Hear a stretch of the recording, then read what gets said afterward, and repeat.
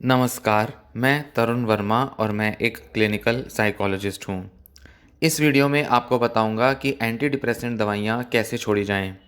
कैसे anti depressant दवाइयाँ ख़ासकर कि जो एसएसआरआई दवाइयाँ होती हैं, जिन्हें सेलेक्टिव सेरोटोनिन रीअपटेक इन्हिबिटर्स वाली कैटेगरी की दवाइयाँ कहा जाता है, उन दवाइयों को कैसे छोड़ा जाए, कैसे छोड़ सकते हैं आप। ये दवाइयाँ डिप्रेशन, एंग्ज़ायटी, ओसीडी कई सारे बीमारियों के लिए दी जाती है और इन्हें छोड़ने का एक तरीका होता है, इन्हें छोड़ने की एक स्ट्रैटेजी होती है, उसी को फॉलो करके इन दवाइयों को छोड़ा जा सकता है। तो इस वीडियो में इसी बारे में आपको थोड़ी-सी जानकारी दूँगा। इस वीडियो में ये भी आपको बताऊँगा कि किस तरह के लक्षण मतलब सिम्पटम्स आते हैं जब आप एंटी डिप्रेसेंट दवाइयाँ छोड़ते हैं या छोड़ना शुरू करते हैं, और साथ ही कुछ ऐसे तरीके जिससे कि इस तरह के सिम्पटम्स को अवॉइड किया जा सके, इनको दूर किया जा सके, ये भी आपको इस वीडियो में बताऊँगा। वीडियो में आगे जाने से पहले कुछ बातों का ध्यान देना ज़रूरी है। ये जो आपको कंटेंट बताया जाएगा, ये आपके केवल जनरल इन्फॉर्मेशन के लिए है। इस वीडियो में दिया हुआ कंटेंट बिल्कुल भी आपको कोई ऐसी एडवाइस या सलाह नहीं देता कि आपको यही करना चाहिए। ना ही आपको पूरी तरह से इस जानकारी पर रिलाय करना है, क्योंकि सभी पेशेंट्स की कंडीशन अलग होती है और आप अपने डॉक्टर से बात करके ही सही निर्णय, सही डिसीजन ले सकते हैं। और डॉक्टरी एडवाइस की कोई ऑल्टरनेटिव नहीं है, मतलब ऐसा नहीं कि आप इन वीडियो को सुन के इमीडिएटली कोई एक्शन लेने लगें, इमीडिएटली अपने दवाइयों को छोड़ने की तैयारी शुरू कर दें। सही प्रोफेशनल और सही स्पेशलिस्ट की एडवाइस लेना बेहद ज़रूरी है, ताकि आप धीरे धीरे एंटी डिप्रेसेंट दवाइयों को छोड़ पाएँ। इसलिए ना ही केवल इस वीडियो के बेसिस पे यूट्यूब पर देखी गई कोई भी वीडियो में इस तरह की जानकारी पर एकदम आंख बंद करके भरोसा नहीं करना चाहिए। इसका मतलब ये नहीं कि जो जानकारी दी जा रही है वो गलत है, जानकारी बिल्कुल सही है, पर आपके केस में क्या होना चाहिए, क्या नहीं होना चाहिए, आपको क्या डिसीजन लेना चाहिए, किस दिशा में आगे बढ़ना चाहिए, इस बारे में कोई भी इंडिकेशन एक वीडियो की मदद से नहीं दी जा सकती। ये बहुत ही इंडिविजुअल पर्सनल मामला होता है और जो आप अपने डॉक्टर से बात करके ही इस बारे में सही सलाह ले सकते हैं। बहुत गलत करते हैं लोग, यूट्यूब पर दी गई जानकारी के बेसिस पर अपने डिसीजंस ले लेते हैं, डिसीजंस बदल लेते हैं। नहीं, ये जानकारी सिर्फ एक इंसाइट, एक इंफॉर्मेशन के लिए है, ताकि आपको सही चीज़ का पता चल पाए, ताकि आपको क्या करना चाहिए क्या नहीं उसके बारे में एक आइडिया मिल पाए, एक कॉन्सेप्ट पता चल पाए आपको, और उसकी मदद से आप अपने को डायरेक्शन दे पाएँ। ये नहीं होता इन वीडियोस का मकसद, चाहे वो मैं बनाऊं, मेरे चैनल पे दूसरी वीडियोस हों, या कोई भी दूसरा यूट्यूबर, डॉक्टर, कोई भी ये वीडियोस बनाए, उसका मतलब नहीं होता कि आपको कोई ऐसी सलाह दी जा रही है कि बस आप ये करना शुरू कर दो। इसलिए इस तरह की वीडियोस को बहुत सावधानी से सुनना समझना चाहिए और इन पर अमल करने के लिए बहुत सावधानी से आगे बढ़ना चाहिए, और केवल अपने या कोई और डॉक्टर की मदद से उनसे सही कंसल्टेशन करके ही कोई निर्णय लें और आगे बढ़ें। तो चलिए आगे बढ़ते हैं। एंटी डिप्रेसेंट दवाइयाँ क्या होती हैं? ये दवाइयाँ depressive illness, anxiety disorder, OCD के इलाज में प्रिस्क्राइब की जाती हैं। आमतौर पर 6 से 12 महीने से ज़्यादा एंटी डिप्रेसेंट दवाइयाँ नहीं ली जानी चाहिए।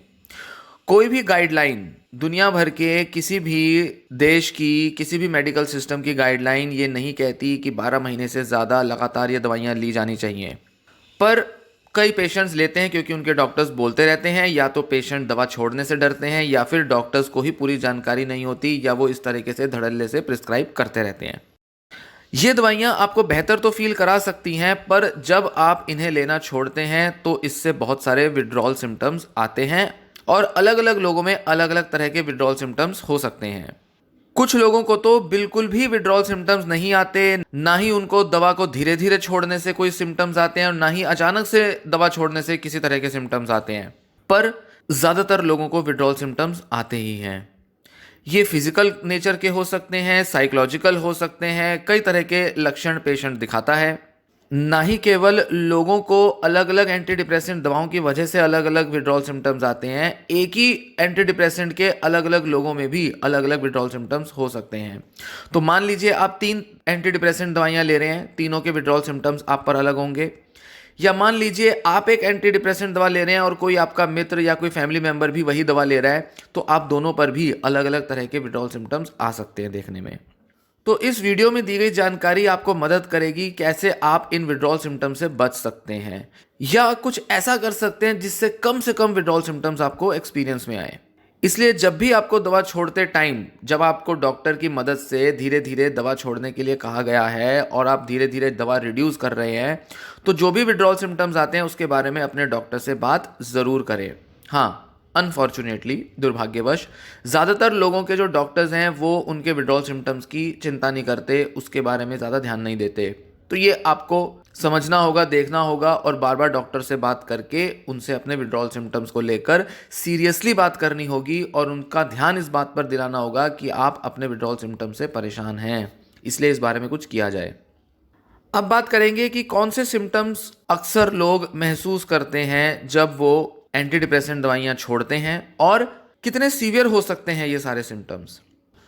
जो नाइस गाइडलाइंस हैं वो ये बताती हैं कि कुछ लोगों के लिए तो ये विड्रॉल सिम्टम्स बहुत माइल्ड होते हैं और आराम से धीरे धीरे चले जाते हैं, जिसके लिए कोई बहुत ज़्यादा डॉक्टर से कंसल्ट करने की, परेशान होने की कोई ज़रूरत नहीं होती। पर कुछ लोगों में ये विड्रॉल सिम्टम्स बहुत सीवियर हो सकते हैं और लंबे समय तक बने रह सकते हैं और कई बार तो महीनों क्या पूरे सालों तक बने रह सकते हैं। हालांकि ये चीज़ प्रिडिक्ट नहीं की जा सकती, कोई डॉक्टर कोई भी टेस्ट नहीं बता सकता कि कौन से लोग कितने विड्रॉल सिम्टम्स एक्सपीरियंस करेंगे और ये सिम्टम्स कब तक बने रहेंगे, ये नहीं बताया जा सकता। इसलिए कुछ कॉमन ऐसे विड्रॉल सिम्टम्स होते हैं जिनकी पहचान करके डॉक्टर से कंसल्ट किया जा सकता है। जैसे आपको डिजीनेस हो सकती है, मतलब चक्कर सा आना ऐसा महसूस हो सकता है। वैसे तो ये माइल्ड होगा, पर जब आपसे खड़ा भी ना हुआ जाए, खड़ा होते ही एकदम गिरने जैसा महसूस हो, तब आपको डॉक्टर को दिखाना चाहिए। एंग्जाइटी हो सकती है जो कि आती जाती रहती है और कभी कभी इतनी ज़्यादा एंग्जाइटी हो जाती है कि आपको पैनिक अटैक भी आ सकते हैं। नींद आने में दिक्कत होने लगती है और कई बार बड़े डरावने सपने आने लगते हैं। मूड आपका लो हो सकता है, आपका किसी काम में इंटरेस्ट लगना, किसी काम को एंजॉय करना ऐसा बड़ा मुश्किल होगा, तो दवा छोड़ने से आपके मूड में असर आएंगे। आपको ऐसा महसूस होगा कि आप फिजिकली अनवेल हैं, आप ठीक नहीं हैं, बीमार सा महसूस करेंगे, थका हुआ सा, बीमार सा ऐसा महसूस करेंगे। आपके मूड्स में बहुत सडन चेंजेस आ सकते हैं, मतलब मूड फ्लक्चुएशंस बहुत हो सकती हैं। गुस्सा बहुत ज़्यादा बढ़ सकता है, नींद का ना आना जैसे कि पहले बताया वो भी हो सकता है, या हो सकता है कि आपको रात रात भर नींद ही ना आए, ये भी हो सकता है। थकान हो सकती है, कोऑर्डिनेशन की कमी हो सकती है, चलने उठने बैठने कोई काम करने में कोऑर्डिनेशन में कमी आएगी, और सर दर्द हो सकता है, सर में भारीपन, सर दर्द ये महसूस हो सकता है। कई बार आपको लगेगा कि आपके हाथों में, पैरों में, सर में एक तेज इलेक्ट्रिक शॉक सा आया है, झटका सा महसूस हो सकता है।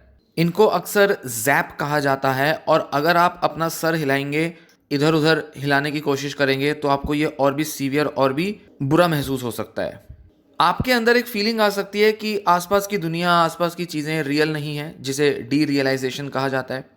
कंसंट्रेशन में मुश्किल आएगी, सुसाइडल थॉट्स आ सकते हैं, रेस्टलेसनेस हो सकती है, स्थिर रहने में, शांत रहने में मुश्किल आएगी। आप हमेशा इधर उधर कुछ करने का मन करेगा, ऐसा होगा, इधर उधर चलते रहेंगे, बेचैन सा महसूस करेंगे, जिसे एकाथीजिया कहा जाता है। ये लक्षण भी देखने में आ सकते हैं। अब बात करेंगे कि विड्रॉल सिम्टम्स होते क्यों हैं।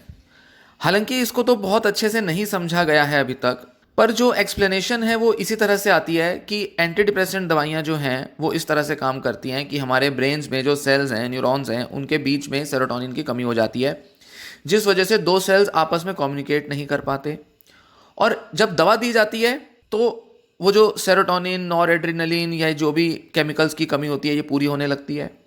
अब जब अचानक से या धीरे धीरे जब दवा छोड़ी जाती है तो वहाँ पर जो केमिकल है वो कम होने लगता है। वैसे तो ब्रेन जो है वो इन केमिकल्स की पूर्ति होने पर एडजस्ट कर लेता है और ये कहेंगे कि ब्रेन के अंदर एक एक्सपेक्टेशन हो जाती है कि हाँ अब केमिकल मिल रहा है तो ब्रेन सही से काम करने लगता है। पर जब अचानक से या धीरे धीरे जब आपके ब्रेन के अंदर वो केमिकल की कमी आएगी तो ब्रेन जो है उसको नए तरीके से फिर से एडजस्ट करना पड़ेगा, और ये नई एडजस्टमेंट जो है इसमें ब्रेन के अंदर बहुत सारी उथल पुथल होगी, रिएक्शंस होंगी, और वही रिएक्शंस विड्रॉल सिम्टम्स के रूप में बाहर निकल के आती हैं। और यही वजह है कि जो लोग अचानक से दवा लेना छोड़ देते हैं, SSRI दवाइयाँ, उनको बहुत तेज़, बहुत ज़्यादा सिम्टम्स महसूस होते हैं, क्योंकि दिमाग जो है वो इस बदलाव के साथ एडजस्ट नहीं कर पाता एकदम से। दवा को असर लाने में, दवा को धीरे धीरे दिमाग की कमी को पूरा करने में, केमिकल के लेवल्स को दोबारा से नॉर्मल लाने में जितना समय लगा है, अगर आप एकदम से दवा छोड़ देंगे तो ब्रेन के अंदर उस केमिकल की जो कमी है वो ब्रेन को एकदम से झटका देगी और लगेगा ब्रेन को कि अरे एकदम से अब इस कमी को कैसे पूरा किया जाए। आप कह सकते हैं कि ब्रेन के अंदर वो सारी जो कमी जो है वो विड्रॉल सिम्टम्स लेकर आती है। जितना धीरे धीरे दवा छोड़ी जाएगी उतना ही ब्रेन को एडजस्ट होने में आसानी होगी, और जितना अचानक से दवा छोड़ी जाएगी ब्रेन को इस बदलाव के साथ एडजस्ट करने में मुश्किल आएगी। और यही वजह है कि जो लोग धीरे धीरे दवा छोड़ते हैं उनको विड्रॉल सिम्टम्स माइल्ड लेवल के होते हैं, जबकि जो लोग अचानक से एंटी डिप्रेसेंट दवाइयाँ लेना छोड़ते हैं उनके अंदर विड्रॉल सिम्टम्स सीवियर होते हैं। इनफैक्ट यही वजह है कि कई लोगों में जो कि धीरे धीरे दवा छोड़ते हैं उनमें कई बार विड्रॉल सिम्टम्स आते ही नहीं हैं देखने में। क्यों? क्योंकि उनका जो दिमाग है, ब्रेन है, वो बहुत आसानी से इस बदलाव के साथ एडजस्ट कर लेता है। यही वजह है कि विश्व भर में यही रिकमेंड किया जाता है और अच्छे डॉक्टर्स हमेशा अपने पेशेंट्स को बताते हैं कि दवाइयाँ आराम से छोड़ी जाएं, धीरे धीरे, स्लोली, नहीं तो विड्रॉल सिम्टम्स बढ़ेंगे। और कई बार अचानक से झटके से छोड़ देने से दिमाग के अंदर ऐसी रिएक्शन आती है कि कई कई हफ्तों महीनों तक विड्रॉल सिम्टम्स बने रह सकते हैं, और सिर्फ इसलिए क्योंकि दवा अचानक से छोड़ी गई। कौन लोग अफेक्ट होते हैं एंटी डिप्रेसेंट विड्रॉल सिम्टम से? जो भी लोग एंटी डिप्रेसेंट दवाइयां ले रहे हैं उसमें से करीब 1/3 से आधे लोग, मतलब 30 से लेकर 50% लोगों में विड्रॉल सिम्टम्स देखने में आएंगे ही आएंगे किसी ना किसी हद तक। हम ये नहीं कह सकते कि किन में आएंगे, कौन लोग हैं वो, कितने सिम्टम्स आएंगे, कौन सा आएगा, कब तक रहेगा, कितना सीवियर होगा, ये कुछ बताया नहीं जा सकता। इसलिए जब तक विड्रॉल सिम्टम्स ना आए तब तक डॉक्टर को भी कंसल्ट करना बेकार है, और तब तक कुछ नहीं कहा जा सकता कि किसी व्यक्ति में जो सिम्टम आया है वो क्यों और कैसे आया है। अगर आपने लंबे टाइम तक हाई डोज एंटी डिप्रेसेंट दवाओं की ली है तो चांस बहुत ज़्यादा है कि आपको विड्रॉल सिम्टम्स आएंगे। पर कई बार विड्रॉल सिम्टम्स तब भी आते हैं जब आपने महीना 1.5 महीना ही दवाई ली हो, भले ही लो डोज पे ली हो तब भी आ सकते हैं। पर विड्रॉल सिम्टम का आना प्रॉब्लम नहीं है, विड्रॉल सिम्टम की इंटेंसिटी, ड्यूरेशन मैटर करती है। अगर लंबे टाइम तक दवा ली होगी तो विड्रॉल सिम्टम लंबे टाइम तक टिक सकते हैं। थोड़े टाइम तक अगर आपने दवा ली होगी तो ज़्यादातर मामलों में विड्रॉल सिम्टम थोड़े टाइम तक ही रहते हैं। और इसी के साथ ड्यूरेशन के अलावा, दवा की डोज के अलावा, टाइप ऑफ एंटी डिप्रेसेंट, कौन सी एंटी डिप्रेसेंट दवा ली है, ये भी मायने रखता है। पर एक बात पक्की है कि ये सिम्टम्स ज़्यादा तभी आएंगे जब या तो अचानक से दवा छोड़ी जाएगी या फिर इसको रिड्यूस भी करेंगे, धीरे धीरे ही सही, पर बहुत ज़्यादा डोजेज इसकी कम कर दी जाएगी। मतलब 100 से एकदम 50 कर दी और 50 से एकदम छोड़ दी, एक हफ्ते के अंदर सारा डोजेज जो है रिड्यूस कर दिया, तो वो भी सही तरीका नहीं है। ये नहीं कि अच्छा मैंने तो धीरे धीरे करके छोड़ी थी, 100 का किया, 100 के बाद मैंने 50 mg कर दी, 3 दिन के बाद मैंने उसको 25 mg कर दी और अगले 3 दिन में मैंने ख़त्म कर दी दवा लेनी। ये भी तरीका नहीं है। हर दवा का अपना एक अलग तरीका, अलग एक स्ट्रेटजी होती है उसको रिड्यूस करने की। तो इसलिए केवल और केवल एक ही रीज़न है, या ये कहेंगे कि मोटे तौर पर यही सबसे बड़ा रीज़न है कि विड्रॉल सिम्टम्स ज़्यादा और देर तक बने रहने वाले क्यों आते हैं। वो तभी होते हैं जब पेशेंट अचानक से दवा लेना छोड़ता है, ज़्यादा डोज वाली छोड़ता है, लंबे टाइम से ले रहा हो तब छोड़ता है, या अगर रिड्यूस भी की जा रही है तो बहुत तेज़ी से उसको रिड्यूस कर दिया जाता है, धीरे धीरे धीरे रिड्यूस नहीं किया जाता, टेपर ऑफ नहीं किया जाता, तब प्रॉब्लम्स आती हैं। अब एक सवाल आता है कि कैसे पता चले कि मेरे को जो सिम्टम्स आ रहे हैं वो विड्रॉल सिम्टम्स हैं या वो शायद मेरे डिप्रेशन, एंग्जाइटी के ही सिम्टम्स हैं, क्योंकि कई सिम्टम्स तो एक जैसे देखने में लगते हैं। कुछ विड्रॉल सिम्टम्स तो आपको ऐसे महसूस होंगे जो कि या तो आपको दवा लेने से पहले आते थे, या डिप्रेशन के दौरान आपके जो सिम्टम्स हैं जो बने रहते हैं और धीरे धीरे वो चले गए थे दवा के असर की वजह से, लगेगा कि वो सारे सिम्टम्स वापस आ गए, तो आपको कन्फ्यूजन हो जाएगी कि अरे मेरा डिप्रेशन वापस लौट आया, मेरे एंग्जाइटी सिम्टम्स वापस लौट आए। जैसे मान लीजिए कि दवा शुरू करने से पहले आपको बहुत ज़्यादा बेचैनी होती थी, घबराहट होती थी और आपको डिप्रेशन का भी एपिसोड चल रहा था, तो दवा लेने के बाद आपके एंग्जाइटी सिम्टम्स कम हो गए, पर जैसे ही आपने दवा छोड़ी अचानक से आपके एंग्जाइटी सिम्टम बढ़ गए। आपको लगा अरे मैं तो जैसा दवा लेने से पहले था शायद वैसा ही होने लगा हूँ या होने लगी हूँ। तो इस तरह से कई बार ऐसा लगता है कि दवा छोड़ने से आपका डिप्रेशन लौट आया या एंग्जाइटी डिसऑर्डर लौट आया। इसी तरह मूड लो हो सकता है, चिड़चिड़ापन बढ़ सकता है, सोने में दिक्कत आ सकती है, तो ये भी लगेगा कि ये तो डिप्रेशन ही था, वापस लौट आया, पहले भी यही प्रॉब्लम्स होती थी। डिजीनेस मतलब चक्कर सा आना, ये एंजाइटी डिसऑर्डर का कॉमन सिम्टम होता है। ये भी हो सकता है तो लगता है कि एंजाइटी बढ़ गई, फिर से लौट आई एंजाइटी के सिम्टम्स। तो जब भी आपको दवा छोड़ने से या किसी दिन अगर आपकी दवा की डोज मिस हो जाती है, उस वजह से भी अगर आपको ये सारे लक्षण आते हैं, तो आपको अपनी दवा दोबारा से चालू कर देनी चाहिए और जल्द से जल्द डॉक्टर से मिलना चाहिए, क्योंकि डॉक्टर आपके डोजेज और फ्रीक्वेंसी के हिसाब से आपको कुछ अलग प्रिस्क्राइब कर सकते हैं। अब आगे मैं आपको 3 ऐसे पॉइंट्स बताऊंगा जिससे कि डॉक्टर और पेशेंट खुद भी ये पता लगा सकते हैं कि कैसे जो सिम्टम्स उन्हें एक्सपीरियंस हो रहे हैं वो विड्रॉल सिम्टम्स हैं, ना कि उनकी बीमारी का वापस लौट आना ऐसे वाले सिम्टम्स हैं। और ध्यान रखें, जो आप आगे सुनेंगे वो जानकारी के ऊपर पूरा कंफर्मेशन आपको डॉक्टर से बात करके ही मिलेगा। अपने आप अपने मन से ये निर्णय ना ले लें कि हाँ ये तो मेरे साथ होता है, ये तो मेरे साथ भी हुआ है, मेरे ये सारे विड्रॉल सिम्टम्स हैं। अपने आप इस जानकारी के हिसाब से कोई भी मनगढ़ंत अपनी धारणा ना बनाएं, अपना एक परसेप्शन ना बनाएं, बस जानकारी ले लें। तो पहला हुआ कि विड्रॉल सिम्टम्स अक्सर दवा छोड़ने के एकदम बाद चालू हो जाते हैं। एकदम बाद जब आपका दवा कम होनी शुरू होती है, इनफैक्ट डॉक्टर भी अगर आपकी धीरे धीरे दवा कर रहा है कम, तो भी आपके विड्रॉल सिम्टम्स आ सकते हैं। तो जैसे ही दवा का डोजेज कम किया गया, वैसे ही कुछ विड्रॉल सिम्टम्स अपीयर कर जाएंगे। मतलब करीब करीब 1 से 2 दिन के अंदर आपके विड्रॉल सिम्टम्स दिख जाएंगे कुछ कुछ दवाइयों के मामले में।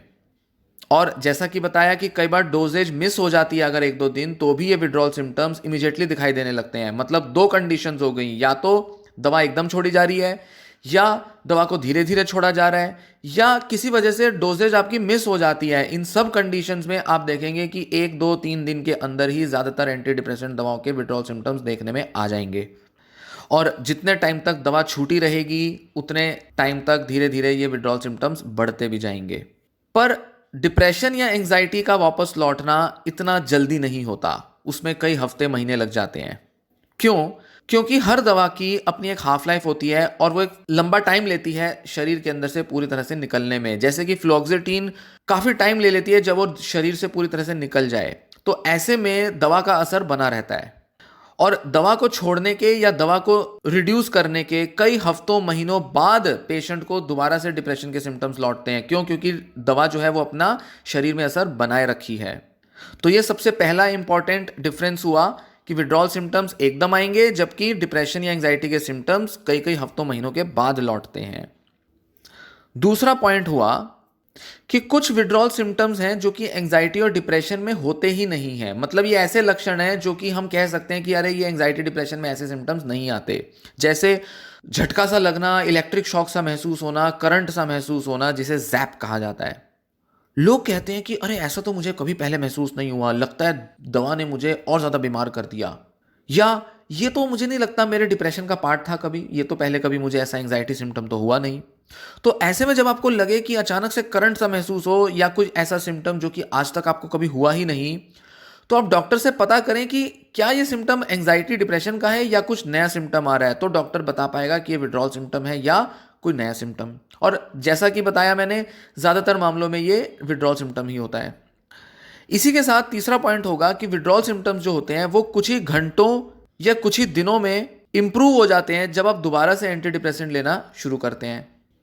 जबकि एंटी डिप्रेसेंट दवाइयां जब दोबारा शुरू की जाती हैं कुछ टाइम को छोड़ने के बाद, तो डिप्रेशन और एंजाइटी के सिम्टम्स को जानने में फिर से कुछ हफ्ते महीने लग सकते हैं। तो ऐसे में ये एक बड़ा सिग्निफिकेंट इंडिकेटर होता है कि अगर दवा को दोबारा शुरू करने से वो सारे सिम्टम्स फिर से चले गए, तब तो मतलब वो विड्रॉल सिम्टम था। पर अगर वो अभी भी बने हुए हैं, धीरे धीरे जा रहे हैं, टाइम लग रहा है, तो मतलब वो डिप्रेशन का या एंजाइटी डिसऑर्डर या ओसीडी का एक लक्षण था। इस तरह से जज करते हैं।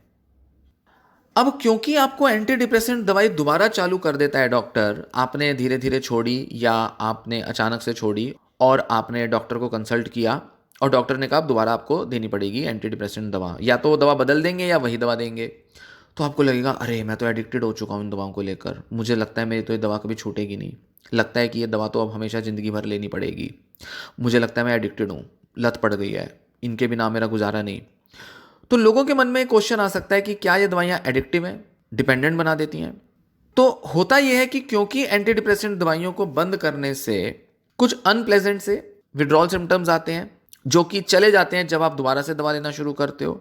पर इसका मतलब ये नहीं कि ये दवाइयाँ जो हैं ये एडिक्टिव होती हैं। इन्होंने आपको एडिक्ट नहीं बनाया। ये कोई ऐसे विड्रॉल सिम्टम्स नहीं है जो शराब या ड्रग्स छोड़ने के बाद आते हैं। क्योंकि शराब छोड़ने के बाद जब लोगों को विड्रॉल सिम्टम्स आते हैं और वो दोबारा शराब पीते हैं तो लगता है कि अरे हम तो डिपेंडेंट हैं, हम तो एडिक्टिव हो गए। तो लोगों को साइकेट्रिक दवाइयों से भी ये भ्रम हो जाता है कि शायद ये दवाइयाँ छोड़ने से जो विड्रॉल सिम्टम्स आ रहे हैं और फिर दोबारा से ये दवाइयाँ लेनी पड़ रही हैं, मतलब ये तो बिल्कुल एडिक्शन हो गया। शराब लेने वालों के साथ भी यही होता है, ड्रग्स लेने वालों के साथ भी यही होता है, मेरे साथ भी यही हो रहा है, तो मैं तो एडिक्टेड हूँ, दवाइयों ने तो मुझे बर्बाद कर दिया। नहीं, यहाँ एक फ़र्क है।